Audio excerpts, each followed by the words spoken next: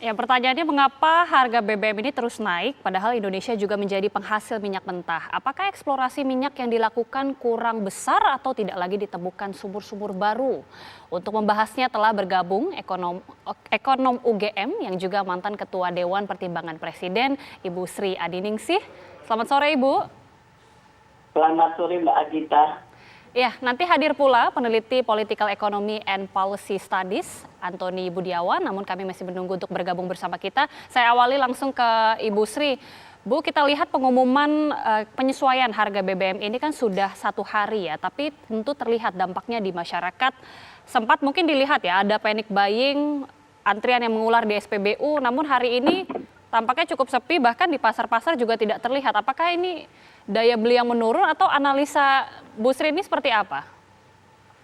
Saya kira begini, ini kan isu kenaikan harga BBM dan harga beberapa komoditas yang disubsidi itu kan sudah cukup lama ya, beberapa bulan ya bahkan, dan hari-hari terakhir ini ya masyarakat kita sudah mengantisipasi, saya yakin ya. Namun demikian juga tentu saja begitu diumumkan pasti terkejut lah ya. Yang tentunya respon kalau kita cermati dari masa ke masa, kalau terjadi kenaikan ya produk strategis BBM, listrik kan juga sudah dinaikkan untuk yang non subsidi ya, air juga sudah naik. Ini biasanya masyarakat pasti semuanya terkena dampaknya lah ya, sedikit banyak ya pasti ada dampaknya. Hanya memang kemudian saya yakin sekarang ini meskipun memang nanti ada bantalan sosial, tapi kan bantalan sosial juga hanya 4 bulan. Sementara kenaikan kan akan dirasakan katakanlah lebih panjang lagi ya, karena kan begitu naik biasanya tidak bisa turun ya. Dan oleh karena itulah saya yakin pada berhitung sekarang ini ya, berhitung lagi kalkulasi agar supaya anggarannya, dananya di keluarga masing-masing ya, itu juga termasuk perusahaan.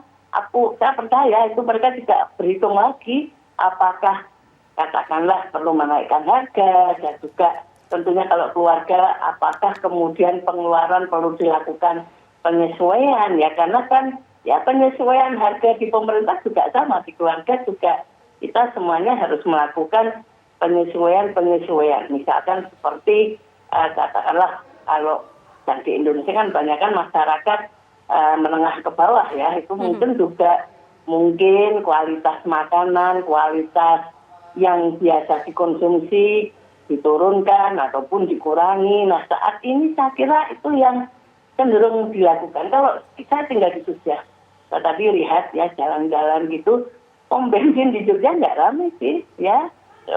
Saya lihat bahkan agak lebih sepi, dan juga saya jalan-jalan tempat makan yang biasa gitu ya. Kalau saya lihat juga dalam 1 minggu 2 minggu terakhir ini sebenarnya cenderung agak lebih sepi ya. Biasanya kalau tanggal muda kan ramai. Jadi itulah yang mungkin saya rasakan. Baik, artinya kalau pandangan Bu Sri ini sudah dilakukan penyesuaian-penyesuaian, masyarakat pun tentunya sudah melakukan penyesuaian-penyesuaian terhadap pengeluaran ya nanti.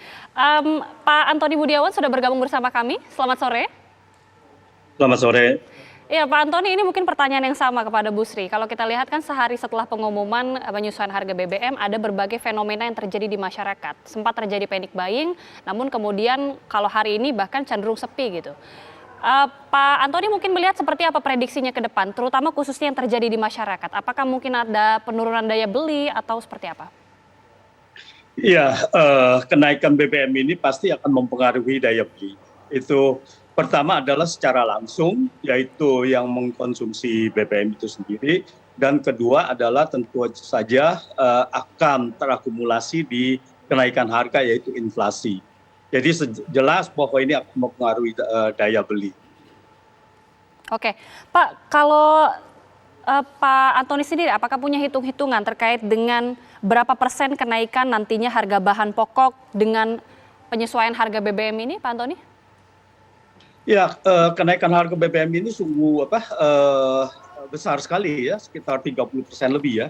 Nah ini kalau kita lihat, pertama dia akan mempengaruhi biaya logistik tentu saja. Dan kalau biaya logistik itu, biaya BBM-nya adalah sekitar 20-30%, maka itu akan terpengaruh kepada biaya logistiknya sendiri akan naik menjadi 10-20% gitu. Jadi ini pasti biaya logistik ini akan mempengaruhi semuanya yang terangkut di dalam biaya logistik itu. Apakah itu produk pertanian, dari daerah pertanian, dan lain-lainnya. Jadi ini pasti mempengaruhi. Dan juga yang paling mengkhawatirkan adalah yaitu langsung yang konsumsi seperti nelayan. Nelayan itu langsung pasti akan terkena dampak yang sangat berat sekali. Sedangkan harga-harga jual itu tidak bisa langsung disesuaikan gitu. Karena daya beli dari masyarakat ini sangat lemah. Jadi sangat sulit kelihatan bahwa sekarang ini masih kenaikan harga pangan masih tinggi ya, dan inflasi masih tinggi, itu akan mempengaruhi semua. Oke, Dan mereka akan terjebak itu. salah satu yang kemudian tadi dipantau adalah terkait dengan harga logistik ini juga akan berpengaruh. Lantas siapa kemudian yang paling terdampak? Sektor apa saja yang paling terdampak akibat kenaikan harga BBM ini? Nanti kita akan bahas usai jeda, tetaplah bersama kami.